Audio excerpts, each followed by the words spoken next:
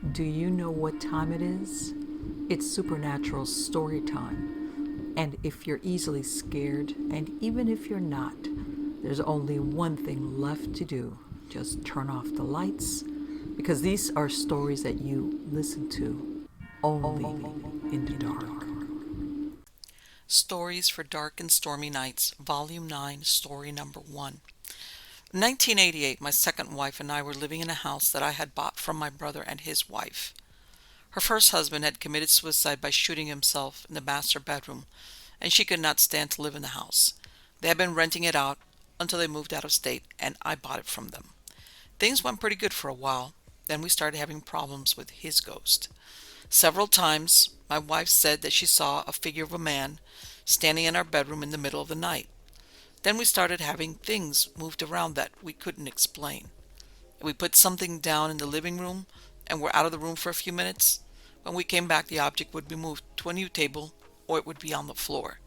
One night, we were sitting in the living room watching TV, and all of a sudden the TV in the basement came on at full volume. I went running downstairs to see if we had someone in our basement, as my wife and I were the only ones living in the house. When I got downstairs, I shut off the TV and I looked all over the basement, but could find no one. This happened several more times, and I finally unplugged the TV from the wall. I had only been back upstairs a few minutes, and the TV came back on at full volume. I went back downstairs and I moved the TV to the middle of the room after I unplugged it again. My wife was scared to death that this ghost was going to harm us, and she wanted to sell the house and move somewhere else. I told her we would have my parents, who were ministers, come down and do an exorcism on the house and see if we could get rid of our unwanted guest. So I called my folks and explained what had been going on and that my wife wanted to move out, and I asked them if they would come down and see if they could get rid of our unwanted guest. They said they would be right down. My parents came to the house and they started praying in all the rooms and blessing each room with holy water. They moved from room to room until they had been in every room in the house, and they also did the garage. We lived in the house for 6 more years and never had any more problems with our unwanted guests. Then, all of a sudden, my wife started seeing black demons calling her to the dark side, and I ended up putting her in the hospital as she wanted to commit suicide. The doctor said she was paranoid and a manic depressive and was having delusions. He kept her in the hospital overnight on suicide watch and put her on medications. When she got home, she got better each day, and for a few months, things were fine.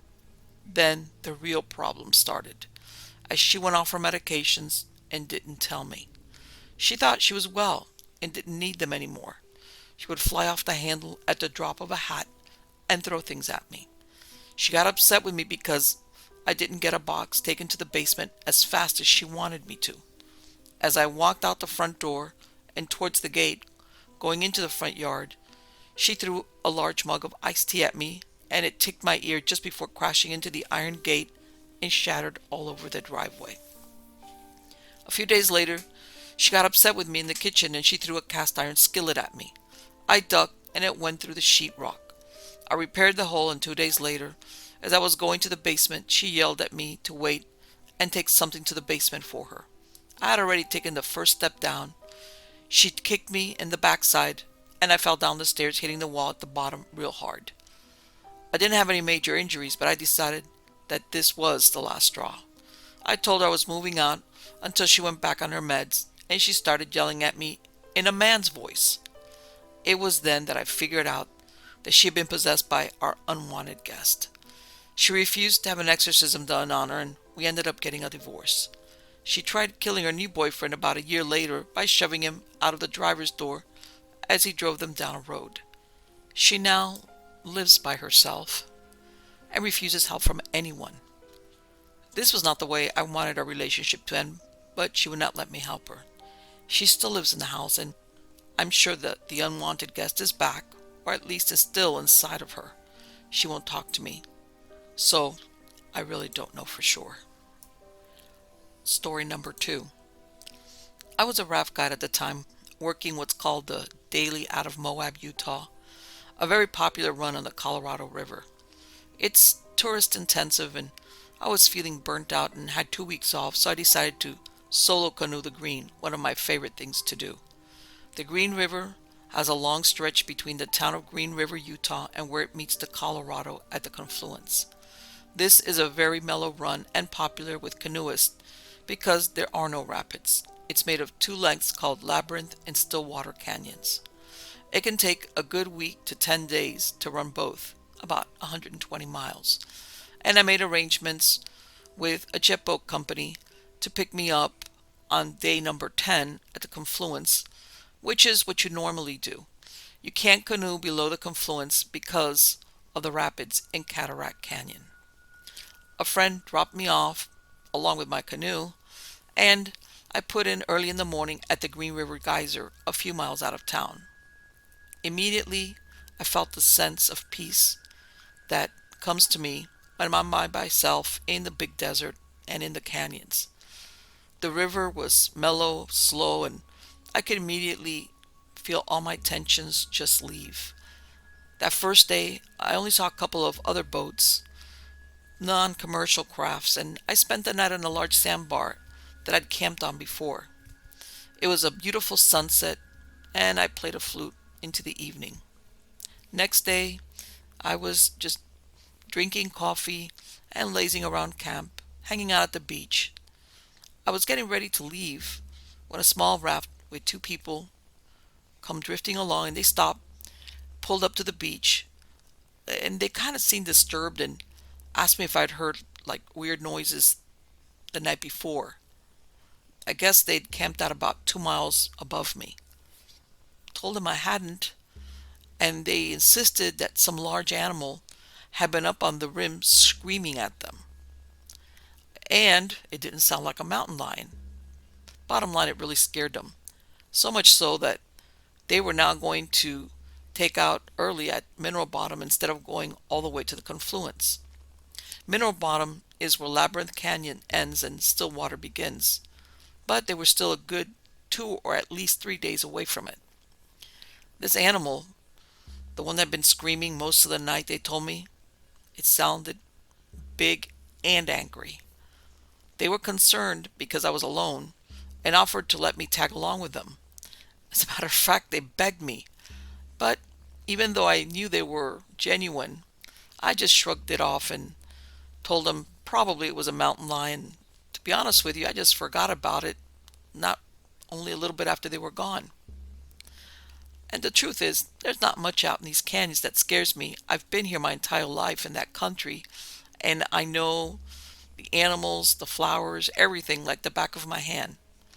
I've hiked it and flown over it and just been everywhere there. And I had a wonderful day. I slept well again on the beach that night, and I watched the desert stars. I loved it out there.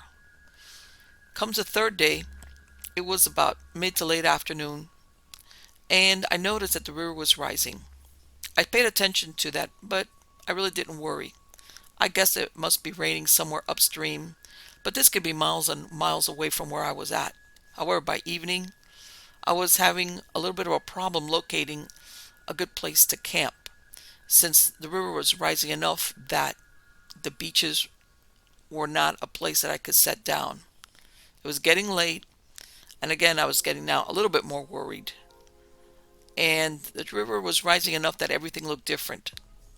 I couldn't find a place to camp, and even the ones I've been to on other trips.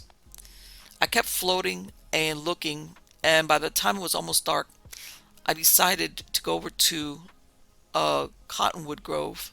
It was a little bit underwater and tie up to one of the trees. I let lots of rope length in case that the river kept rising so I wouldn't get in trouble and be pulled under.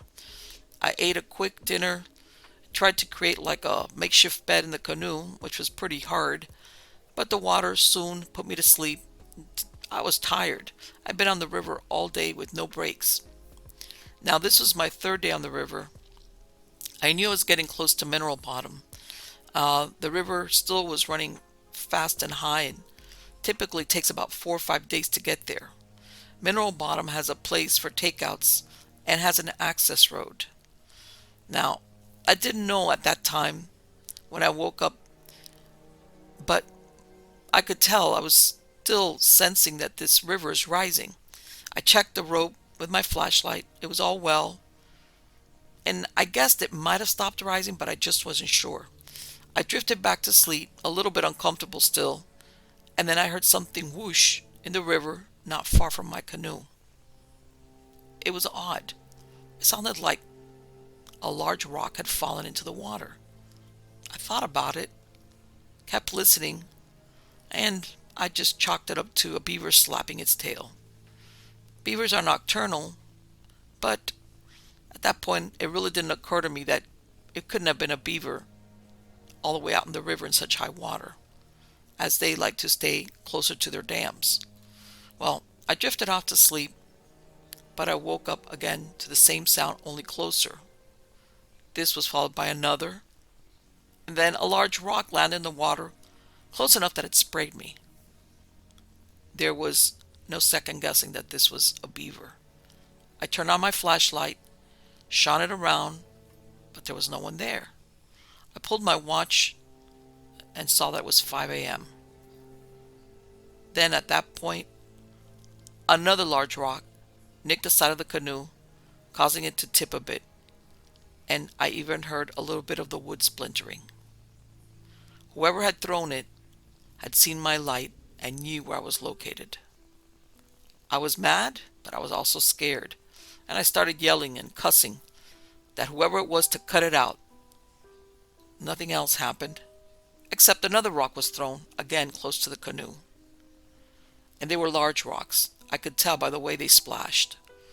I figured I had two choices: either stay where I was and get hurt, killed, or sunk, or I needed to get away. I untied the ropes, afraid to use a flashlight again to see what I was doing, and I got the canoe free. And in the meantime, more rocks kept flying at me. I pulled out into the current. It was still dark, and then right away I heard a sound from the rim high above, and it's a sound I'll never forget, and I've never heard it since. It started out as very loud, a deep growl, and it turned into a high-pitched scream that echoed throughout the canyon. I've never heard anything so massive, and I knew it had to come from a very large creature. It had almost an electrical component to it, and it made my blood run cold and scared me to death.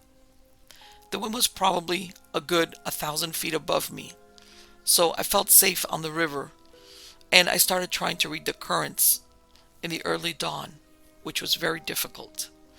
The river had risen enough that I wasn't afraid of hitting a sandbar as being run over by a large log, but I managed to stay afloat as the dawn light gradually broke and I was able to see what was around me. The river had gone down, and I stayed out in the middle. I was afraid of getting close to the rim where all that weird stuff had happened. Now, as more light became visible, I made out someone running on the rim, keeping up with me, though it was some distance away, and whoever it was running fast. That scared me. That someone could do this, but at the same time, I knew they had no chance of jumping off that rim. It was just too high and too sheer. They were so high up, I could barely make out the figure on the skyline. It's hard to say what I was feeling, and by late morning, this had been going on for several hours. That figure kept following me along the rim. It occurred to me that there were places where one could come down off the rim, and this made me anxious. It was a fight or flight kind of fear, and adrenaline was coursing through my body to the point that I was almost nearly physically sick. I hadn't eaten anything since the day before, and I knew I couldn't keep anything down. And also, I was in a state of disbelief. This place had always been my sanctuary. I thought of other rafters who had stopped and of their report. Whatever this thing was, it had a lot of endurance and speed to keep up with me, and I estimated it must have been going at least 6 or 7 miles per hour on the river. By now I was rowing fast as I could, and all I thought was getting to mineral bottom. I knew I was almost to Bow Knot Bend, and it would be about a mile from the takeout once I left the loop. I entered the meander, looked up, but there was nothing on the rim. I guessed it gave up, but I soon found out I was wrong.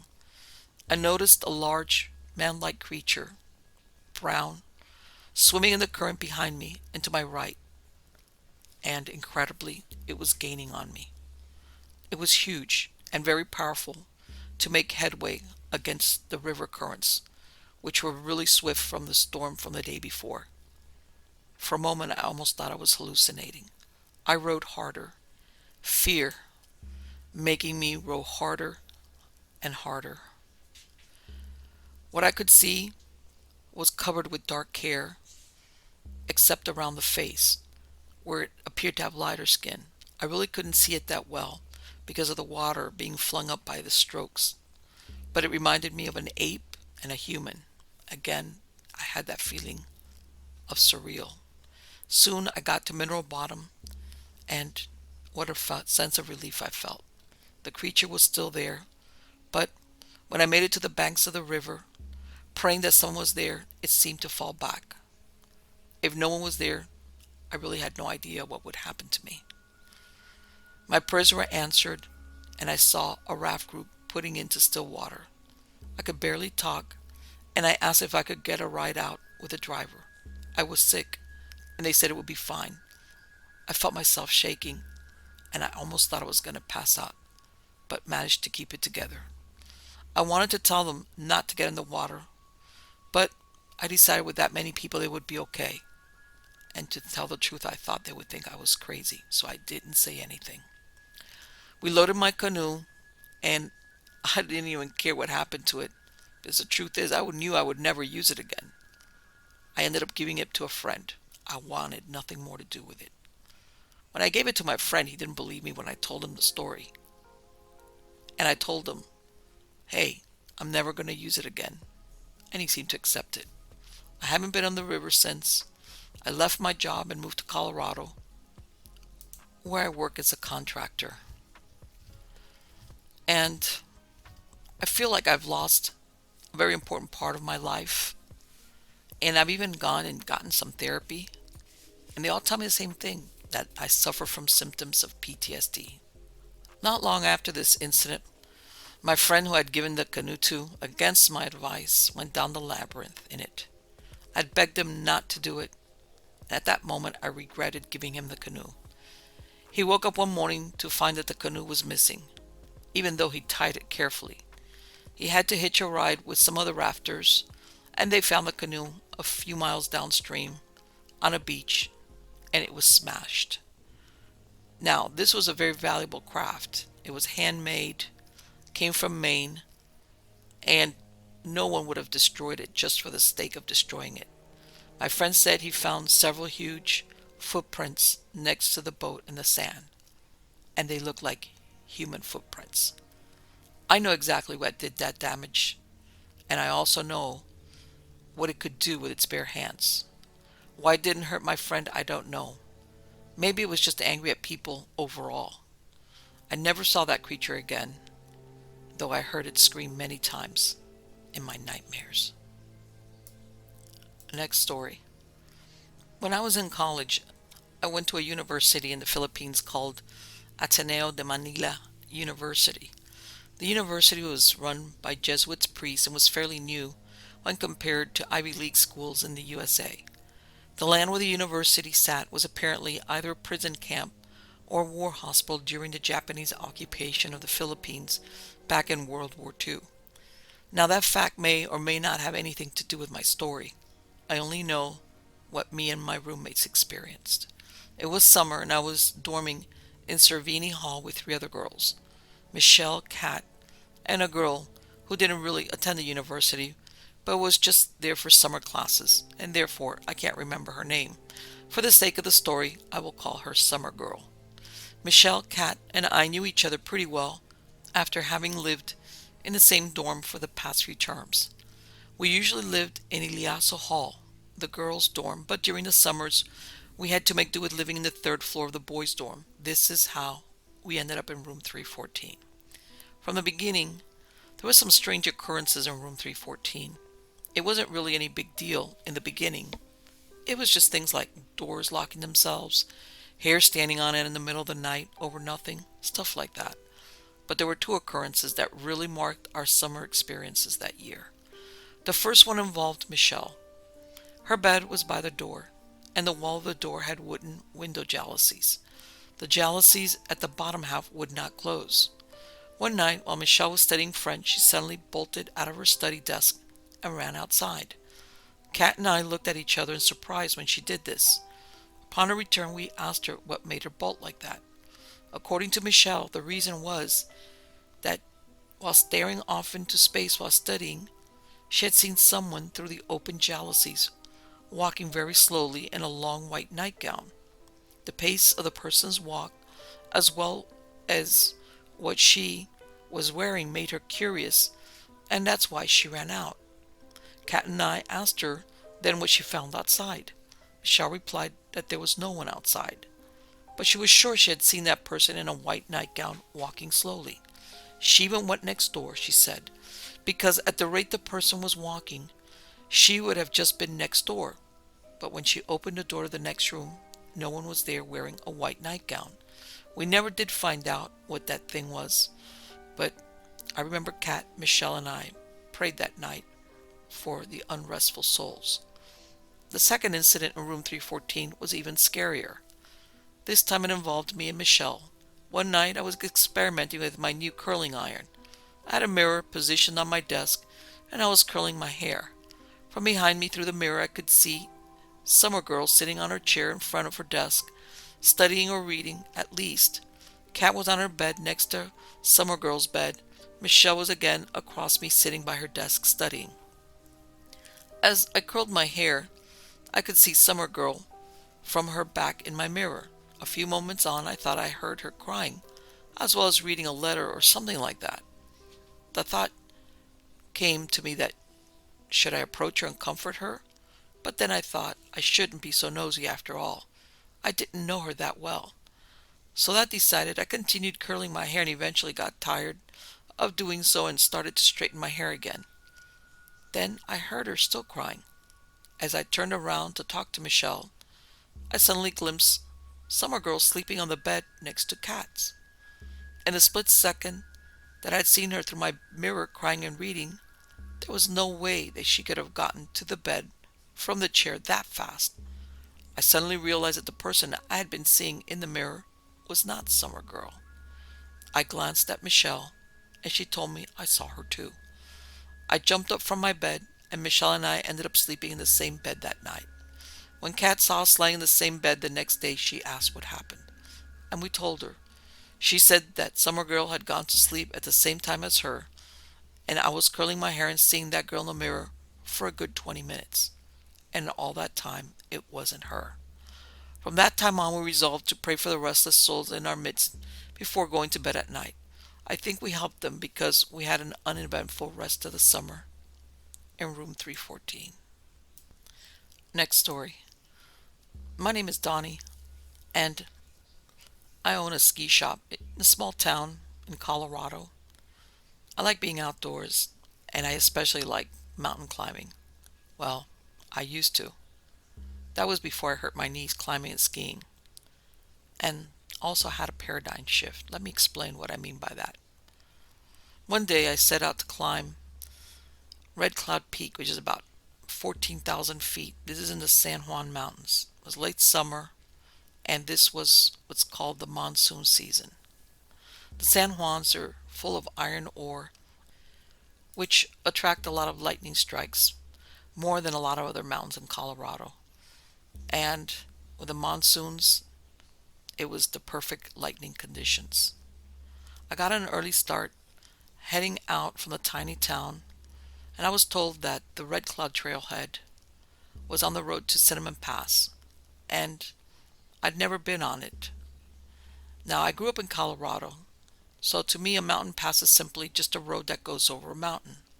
I left Lake City, took the first road that looked like it went over a mountain. And at that moment, I didn't realize I'd taken the wrong fork in the road. Now, I'm not the bravest high altitude driver, and when I think back about what I did, it amazes me that I did do it. And I just took off and saw one single track going up a very steep mountain. I just didn't see where it actually went. I climbed a few hundred feet, and soon I was at a scree field. The road now is just flat and faint, and it looked like a 45-degree slope of loose rock. I could see that it ended high above an old abandoned mine. The rocks were beginning to settle under my Jeep, and there was no place to turn around. So I very slowly backed down the road. It was very steep and narrow, and I was hoping I could stay on the track. That should have been my first sign that I should have gone home and read a book or do anything else except to be where I was at. But when I got back down, I checked the map, and I realized that I'd taken the wrong turn. Once back off that field, I studied the map again and found the right road and continued on to the base of the peak. Red Cloud is not a particularly difficult peak, but for any of the peaks in Colorado, you do need stamina and you have to be in good shape. And you can die on any of them if anything goes wrong. The Silver Creek route up Red Cloud follows the creek for a few miles and veers off onto the flanks of the big peak into the tundra and eventually on up the summit. It's a pleasant hike up the creek, and the climbing actually starts to get intense after leaving the drainage. It's a 9-mile round trip with the elevation at about 3,700 feet. Because I'd started off on that wrong turn, I'd lost some time. It was getting late. It was only an hour before noon, which is when one should be actually at the top of the peak, not starting out, because those monsoons can carry you off the top. Now the sky was clear at this point, but I knew that clouds can quickly form in these mountains. However, I decided to start out anyway. I could turn around if things got bad, no problem. At least, that's what I told myself. Now, I had a day pack with water, a jacket, and a gorp. And I hiked to the base of the peak, the altitude, making me somewhat lightheaded. I went through some fields of boulders until I saw the ridge high above that led to the final summit. At this point, because the air was so thin, I had to stop often to catch my breath. Clouds were forming, but it didn't look too serious, so on I went. I finally reached a small saddle. By now the winds are starting to whip around me, and the clouds are moving in.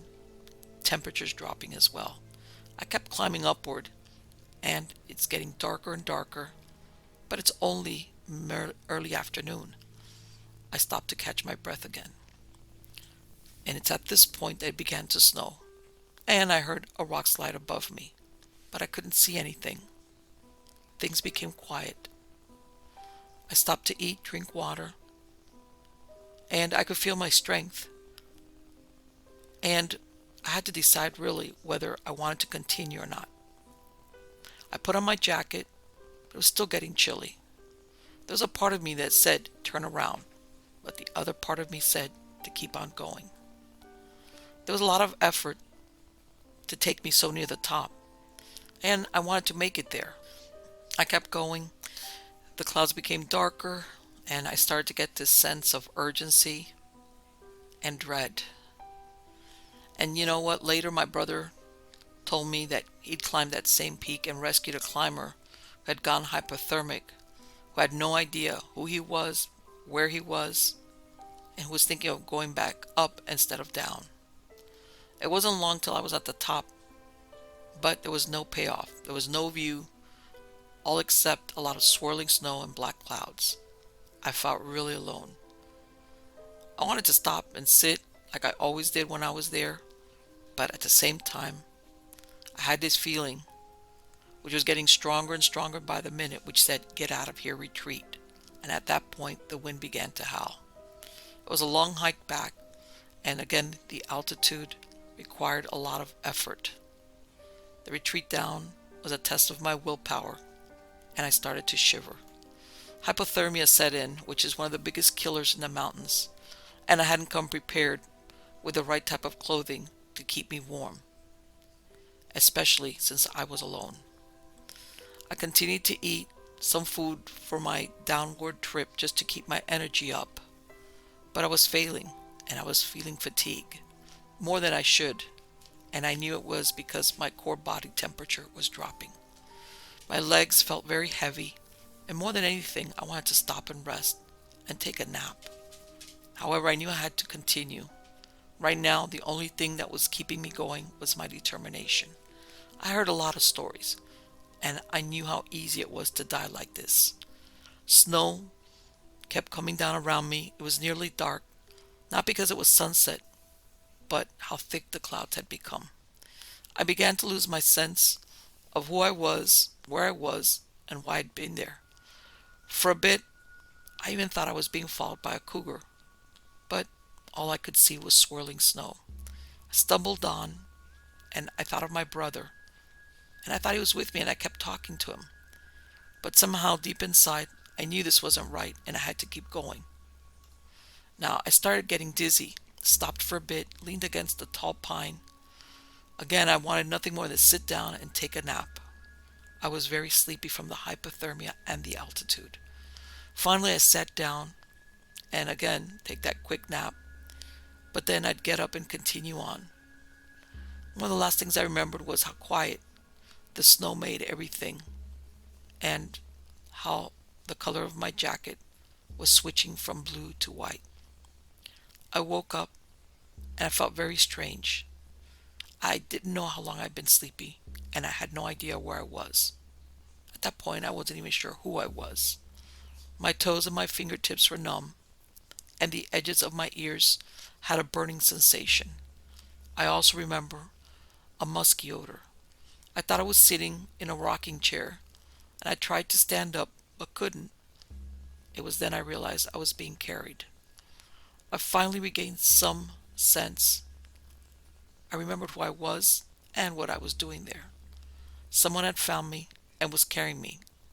It felt like I was thrown over someone's shoulder, and this seemed really odd to me. But then I thought, well, how else would you be able to carry someone? I tried asking, "Who are you?" but got no answer. Continued on down the trail. I felt very warm where I was in contact with this person, and I thought they probably had a high metabolism to have so much body heat. As a matter of fact, it helped me warm up a lot. It almost felt like they were burning hot. As I became more aware of my senses, I realized that whoever was carrying me was very large, and the ground wasn't very close to me. That's when I started to pay attention and look down the backside of whoever it was, and I realized they were very big. I could see huge muscles in their legs as they walk, and they didn't seem to have any trouble carrying me, and I weigh a good 200 pounds. It began to dawn on me very slowly, maybe because of what I was seeing, that this person had no clothes, had dark brown hair, and was barefoot. I could make out their tracks behind us, and they were large, at least twice what mine would have been. They pushed deep into the snow, which was about a good 6 inches in depth. I began to question my sanity. I thought, I must be dreaming. How could this be happening? I mean, I'd heard of Bigfoot, but it was a myth, a legend. And in other parts of the country, not in Colorado, strangely enough, this allowed me to relax. It was just a dream. Maybe I was dying. The brain does strange things when it's freezing. All of a sudden, my survival instinct kicked in. I didn't want to die. I had people I cared about, things I wanted to do. I couldn't just let myself die out there.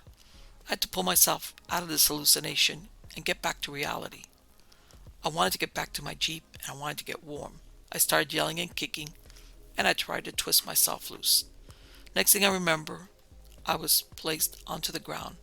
I lay there for a moment, almost afraid to look up. What if it wasn't a dream? When I opened my eyes, I saw I was on the ground next to my Jeep. I pulled myself up and looked around. There was nothing there, just me and my Jeep. I fumbled with my keys and opened the door. I'll never forget how difficult those last few steps were. It was all I could do to unlock the door and get in, turn on the heater, soak in the heat. It felt as hard as climbing the entire mountain had been. I finally relaxed, savored the warmth, and I still had the desire to sleep. But the snow was coming down, and I now began to worry about getting stuck. Again, I realized I had to get out of there. But what I'd experienced, was it a dream? A hallucination? I wanted to make sense of it, so I opened the car door and looked out. But there was just swirling snow. I was too weak to go and look for footprints. At that point, I was half terrified of finding them. I grabbed a sack from the passenger side and contained my dinner, bread, lunch meat, apples, and some cheese. I took the sack and put it outside next to the car. If that creature was real, I owed it my life, and I yelled, "Thank you." I knew at this point I must be crazy, throwing away my only food and yelling into the storm. What if I got stuck and I needed to eat something? However, I chanced it. I drove away half numb, and I made it down to Lake City. Once I got down there, the sun was out, the sky was blue, and behind me, the mountain was still hidden in black clouds. I later heard that the San Juans got over 2 feet of snow that day, and through the night a storm raged, and I had a fierce headache for 2 long days. My ears, toes, and fingertips suffered like frostbite. But what suffered most of all was my idea of what I thought was the natural world. To be honest, I never recovered, because I know that creature, whatever it was, saved my life. If it was a real thing and not a hallucination, but I'm afraid to go out into the woods alone, although I'm okay with others around. I went to my cousin's house in Lake City, and then to the doctor, where I was treated and released. She believed my story, though I didn't tell her for several days. The next summer we decided to go back up there to get some, what you call it, closure. When I got out of the car, the sun was out, but I still flashed back to that snowy day. I almost felt like I was back in a storm, and I felt panic starting to rise. She put her arms around me, held me a while, and cried, and I cried, and I'm a grown man. Was it a dream? I'll never know for sure, but part of me believes it wasn't, just because of the smell that stayed on my clothes, and almost more convincingly, a small bit of dark hair that got caught in the zipper of my pack when that animal was carrying me. I placed it in a small bag, and it's kind of a treasure that helps to remember that there are other intelligent animals on this planet. And I'm so glad it crossed paths with me.